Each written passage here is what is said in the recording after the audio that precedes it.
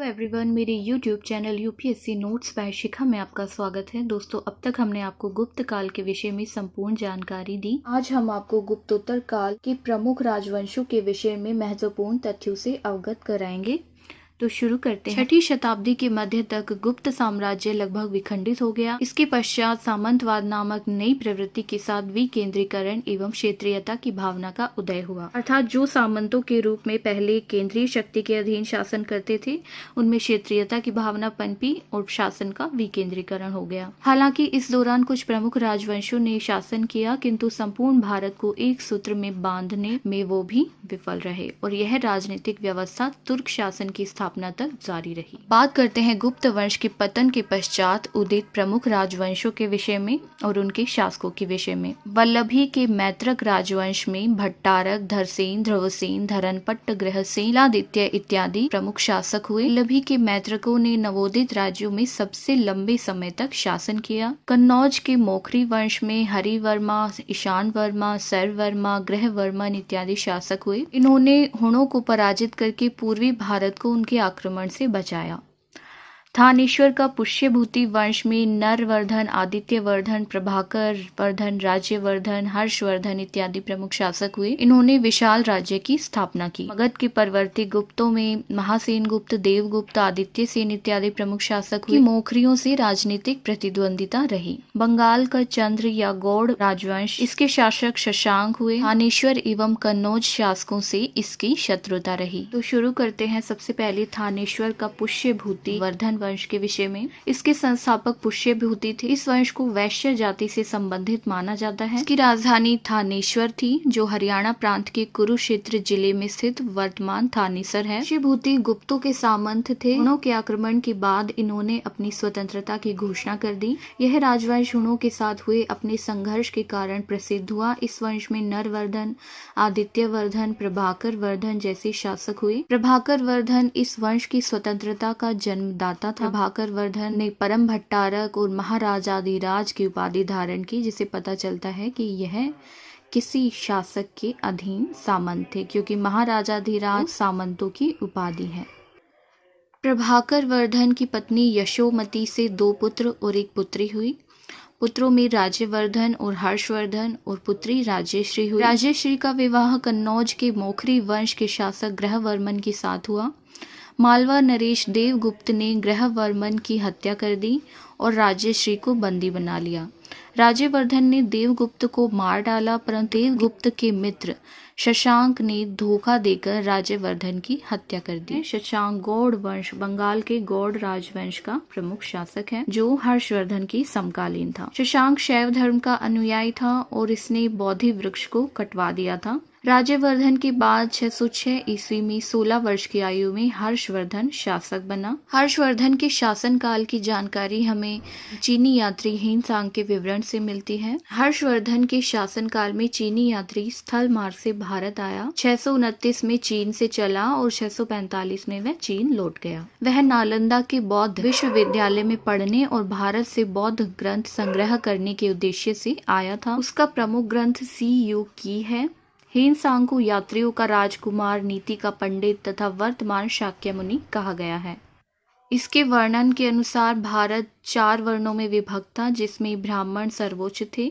शूद्रों को किसान कहते थे। भारतीय लोग दांतों पर काला निशान लगाते थे और कानों में कुंडल पहनते थे। अब बात करते हैं वर्धन वंश की महान शासक हर्षवर्धन के विषय में, जिसका कालक्रम 606 से 647 ईस्वी रहा है।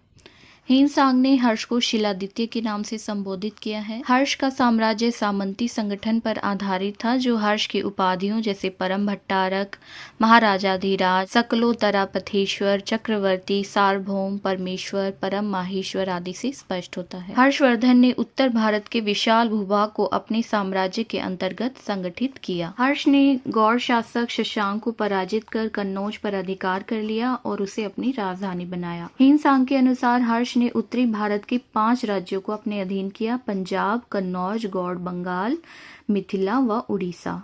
पश्चिम में उसने वल्लभी के शासक ध्रुवसेन द्वितीय से अपनी पुत्री का विवाह कर शत्रुता समाप्त की और मैत्री संबंध स्थापित किए। हर्ष एवं पुलकेशिन द्वितीय के बीच नर्मदा नदी के तट पर युद्ध हुआ, जिसमें हर्ष पराजित हुआ।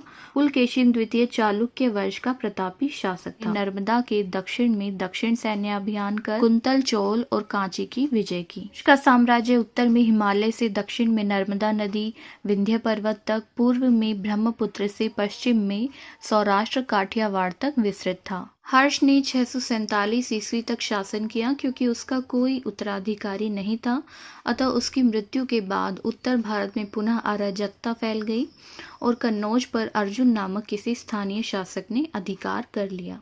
हर्ष के शासनकाल की जानकारी बाणभट्ट के हर्षचरित और चीनी यात्री ह्वेनसांग के संस्मरण द्वारा मिलती है। हर्षवर्धन ने एक विशाल साम्राज्य की स्थापना की थी, जिसकी सीमाएं उत्तर में हिमाच्छादित पर्वतों, दक्षिण में नर्मदा नदी के तट तक, पूर्व में गंजाम व पश्चिम में वल्लभी तक विस्तृत थी। हर्ष का साम्राज्य सामंती संगठन पर आधारित था। राज्य प्रशासनिक सुविधा हेतु राष्ट्र, भुक्ति, विषय, ग्राम में विभाजित था। भुक्ति अर्थात प्रांत और विषय अर्थात जिला। शासन की सबसे छोटी इकाई ग्राम था। ग्राम शासन के प्रधान को ग्रामा शपटिलक कहा जाता था। ह्वेनसांग ने हर्ष की सेना को चतुरंगनी कहा है, जिसमें पैदल सैनिक, घुड़सवार, रथ और हाथी पर सवार टुकड़ियां होती थी। सम्राट को सहायता देने के लिए मंत्री परिषद होती थी। मंत्री को सचिव या अमात्य कहा जाता था। भंडी हर्षवर्धन का प्रधान सचिव था। सिंहनाद उनका प्रधान सेनापति था। अवंती विदेश सचिव, कुंतल अश्वारोही सेना का उच्चाधिकारी और स्कंदगुप्त गज सेना का प्रधान था। राजस्थानीय वायसराय या गवर्नर होता था। न्याय व्यवस्था का सर्वोच्च अधिकारी सम्राट था। ह्वेनसांग के अनुसार राज्य में अपराध के लिए कठोर दंड का प्रावधान था। इस काल में राज्य को सर्वाधिक आय भूमि से होती थी। भोगी कर वसूलने वाले को कहा जाता था और पुस्तपाल जमीन का हिसाब रखने वाला पदाधिकारी होता था। उपज का छठा भाग राजस्व के रूप में वसूल किया जाता था। अब बात करते हैं हर्ष और बौद्ध धर्म के विषय में। हर्ष के पूर्वज जो थे वो भगवान शिव और सूर्य के अनन्य उपासक। शुरुआत में हर्ष भी अपने कुल देवता शिव के अनन्य भक्त थे, परंतु चीनी यात्री ह्वेनसांग से मिलने के बाद उसने बौद्ध धर्म की महायान शाखा को राजाश्रय दिया और वह पूर्णतः बौद्ध बन गया। हर्ष के समय में नालंदा महाविहार महायान बौद्ध धर्म की शिक्षा का प्रमुख केंद्र था। हर्ष ने कन्नौज तथा प्रयाग में 2 विशाल धार्मिक सभाओं का आयोजन किया था। कुंभ मेले को प्रारंभ करने का श्रेय हर्षवर्धन को ही दिया जाता है। बात करते हैं हर्षवर्धन कालीन साहित्यों के विषय में। हर्षवर्धन के दरबार के प्रमुख विद्वान व उनकी रचनाएं: बाणभट्ट का हर्षचरित और कादम्बरी, मयूर का सूर्य शतक। हर्षवर्धन ने स्वयं भी 3 नाटकों की रचना की, प्रियदर्शिका, रत्नावली और नागानंद। लेकिन इन रचनाओं को लिखने का श्रेय जो है वो धावक नामक कवि को जाता है। हर्षवर्धन के विषय में अन्य महत्वपूर्ण तथ्य: हर्ष के अधीनस्थ शासक महाराज अथवा महासामंत कहे जाते थे। प्रशासन की सुविधा के लिए हर्ष का साम्राज्य कई प्रांतों में विभाजित था। प्रांत को भुक्ति कहा जाता था। ग्राम शासन की सबसे छोटी इकाई थी। ग्राम शासन का प्रधान ग्रामा शपटिलक कहा जाता था। हर्षचरित में सिंचाई के साधन के रूप में तुला यंत्र यानी जल पंप का भी उल्लेख मिलता है। हर्ष के समय में मथुरा सूती वस्त्रों के लिए प्रसिद्ध था। हर्ष का शासन उत्तर में कश्मीर को छोड़कर बाकी सभी प्रांतों में था। अब बात करते हैं हर्षवर्धन के पश्चात कन्नौज के त्रिपक्षीय संघर्ष के विषय में। हर्ष के पश्चात 8वीं सदी में कन्नौज का अधिकार करने के लिए 3 शक्तियों पाल, प्रतिहार और राष्ट्रकूट के बीच संघर्ष आरंभ हो गया, जो 200 वर्षों तक चला। संघर्ष का आरंभ पाल शासक धर्मपाल ने किया। युद्ध के प्रथम चरण में पाल शासक धर्मपाल, प्रतिहार शासक वत्सराज और राष्ट्रकूट शासक ध्रुव सम्मिलित हुए। त्रिपक्षीय संघर्ष के फलस्वरूप कन्नौज पर अंतिम रूप से गुर्जर प्रतिहार शासकों का अधिकार हो गया। बात करते हैं बंगाल के पाल वंश के विषय में। ह्वेनसांग के अनुसार 7वीं सदी के मध्य बंगाल में 4 राज्य थे: पुंड्रवर्धन, कर्णसुवर्ण, समतट और ताम्रलिप्ति। पाल शासकों के साम्राज्य का विस्तार संपूर्ण बंगाल, बिहार और कन्नौज तक था। उनका शासन दिल्ली से खाड़ी तक और जालंधर से लेकर विंध्य पर्वत तक फैला हुआ था। पश्चिम बंगाल के खलीमपुर लेख के अनुसार कन्नौज के सम्राट हर्षवर्धन और असम के राजा भास्कर वर्मा द्वारा संपूर्ण गौड़ वंश नष्ट कर देने के बाद बंगाल में अव्यवस्था फैल गई थी। बात करते हैं उनके प्रमुख शासकों के विषय में। तो प्रथम शासक जो था वो गोपाल था, जिसका कार्यकाल 750 से 770 770 ईस्वी था। 750 ईस्वी में बंगाल के सामंतों और जनता की सर्वसम्मति से गोपाल को राजा बनाया गया, जिसने पाल वंश की नींव रखी। क्योंकि बंगाल में अव्यवस्था फैली हुई थी, इसलिए किसी को राजा बनाना आवश्यक था, तो बंगाल की जनता ने सर्वसम्मति से गोपाल को राजा बनाया, जिसने पाल वंश की नींव रखी। गोपाल बौद्ध धर्म का अनुयायी था। गोपाल ने उदंतपुरी विश्वविद्यालय का निर्माण करवाया था, जिसमें बौद्ध धर्म की शिक्षा प्रदान की जाती थी। उदंतपुरी विश्वविद्यालय जो है वो बिहार में स्थित है। करते हैं पाल शासक धर्मपाल के विषय में, जिनका कार्यकाल 770 से 810 ईस्वी रहा है। यह गोपाल का पुत्र था।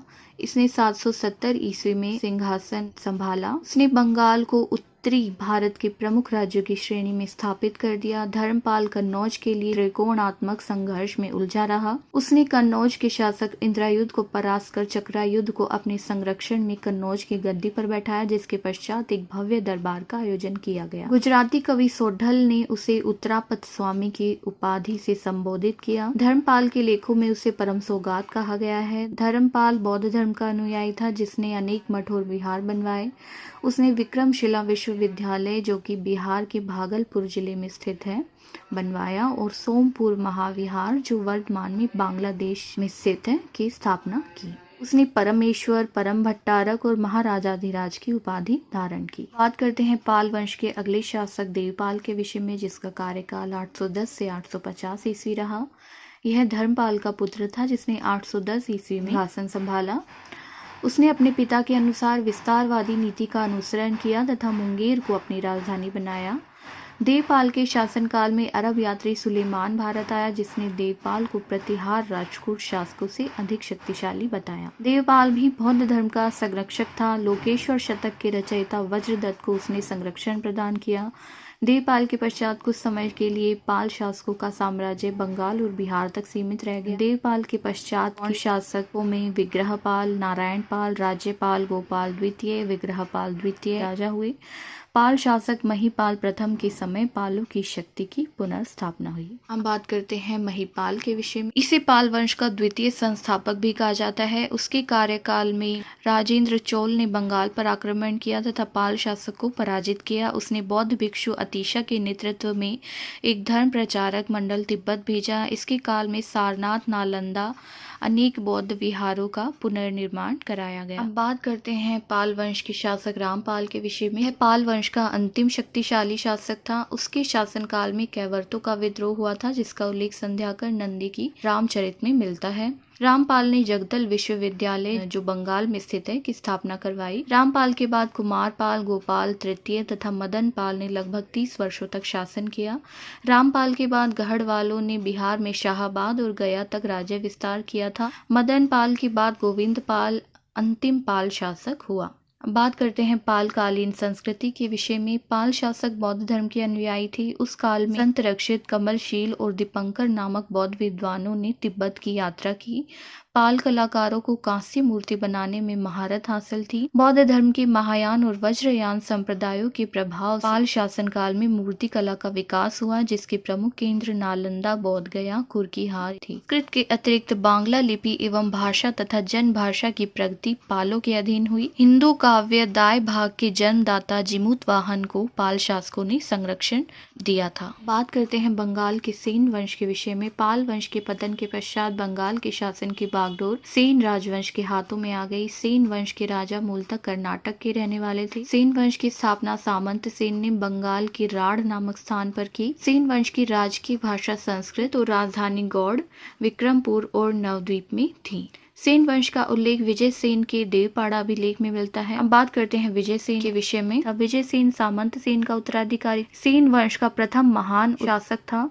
देवपाड़ा प्रशस्ति जो है वो कवि धोई द्वारा रचित है, जिसमें विजय सेन की यशस्वी विजयों का उल्लेख करते हुए कहा है कि उसने नव्य, नान्य एवं वीर अर्थात नेपाल एवं मिथिला को पराजित किया। विजय सेन ने विजयपुरी और विक्रमपुर नामक 2 राजधानियों की स्थापना की। उसकी उपलब्धियों से प्रभावित होकर श्री हर्ष नामक कवि ने उसकी प्रशंसा में विजय प्रशस्ति काव्य की रचना की। विजय सेन शैव धर्म का अनुयायी था, जिसकी पुष्टि उसकी अरिराज वृषभ शंकर की उपाधि से स्पष्ट होती है। अन्य उपाधियों उपाधियों में परमेश्वर, परम भट्टारक एवं महाराजाधिराज थी। विजयसेन ने देवपाड़ा में प्रद्युम्नेश्वर शिव मंदिर और एक झील निर्माण कराया था। अब बात करते हैं सेन वंश के शासक बल्लाल सेन के विषय में, जो विजयसेन का उत्तराधिकारी था। लघु भारत एवं बल्लाल चरित ग्रंथ से प्रमाणित होता है कि बल्लाल का अधिकार मिथिला व उत्तरी बिहार पर था। इसके अतिरिक्त राधा, वारेंद्र, बागड़ी और बंगाल अन्य 4 प्रांत थे।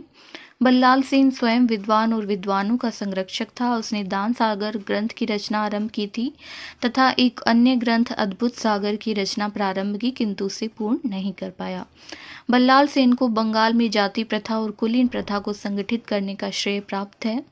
उसे बंगाल के ब्राह्मणों और कायस्थों में कुलीन प्रथा का प्रवर्तक माना जाता है, जिसमें ब्राह्मण, वैश्य व कायस्थ को ही श्रेष्ठ माना जाता है, क्षत्रिय और शूद्रों को नीचा माना जाता है। बल्लाल ने गौडेश्वर, परम माहेश्वर, निशंक, शंकर, परम भट्टारक, महाराजाधिराज जैसी उपाधियां धारण की। बल्लाल सेन ने जीवन के अंतिम क्षणों में संन्यास ले लिया और उसकी उपाधियों से उसके शैव मतावलंबी होने का प्रमाण मिलता है। बात करते हैं सेन वंश के शासक लक्ष्मण सेन के विषय में, जो बल्लाल सेन का उत्तराधिकारी था। इसका शासन संपूर्ण बंगाल पर था। उसने बंगाल की प्राचीन राजधानी गौड़ के निकट ही अन्य राजधानी लक्ष्मणवती यानी लखनौती की स्थापना की। लक्ष्मण सेन ने गढ़वाल शासक जयचंद को पराजित किया। 1202 ईस्वी बख्तियार खिलजी के द्वारा उसकी राजधानी लखनौती पर आक्रमण कर उसे नष्ट कर दिया, जिसका वर्णन मिन्हाज ने तबकात-ए-नासरी में किया है। लक्ष्मण सेन स्वयं एक विद्वान था। उसने अपने पिता बल्लाल सेन द्वारा शुरू किए गए अद्भुत सागर ग्रंथ की रचना को पूरा किया। श्रीधर उसका दरबारी कवि था। लक्ष्मण सेन की राजसभा में गीत गोविंद के लेखक जयदेव, पवन दूत के लेखक धोई, ब्राह्मण सर्वस्व के रचयिता हलायुध आदि निवास करते थे। हलायुध उसका प्रधान न्यायाधीश व मुख्यमंत्री भी था। लक्ष्मण सेन वैष्णव धर्म का अनुयायी था। लेखों में उसे परम भागवत की उपाधि दी गई है। लक्ष्मण सेन ने लक्ष्मण संवत का प्रचलन किया था। लक्ष्मण सेन के बाद केशव सेन, विश्वसेन राजा हुए, किंतु विश्वसेन के उत्तराधिकारी सूर्य सेन को दशरथ देव ने पराजित कर पूर्वी बंगाल में देव वंश की स्थापना की। दोस्तों, आज हमने आपको गुप्तोत्तर काल के हर्षवर्धन राजवंश और पाल राजवंश के विषय में जानकारी दी। अगर आपको हमारी ये वीडियो पसंद आए तो हमारे चैनल को सब्सक्राइब करें और बेल आइकन का बटन दबाएं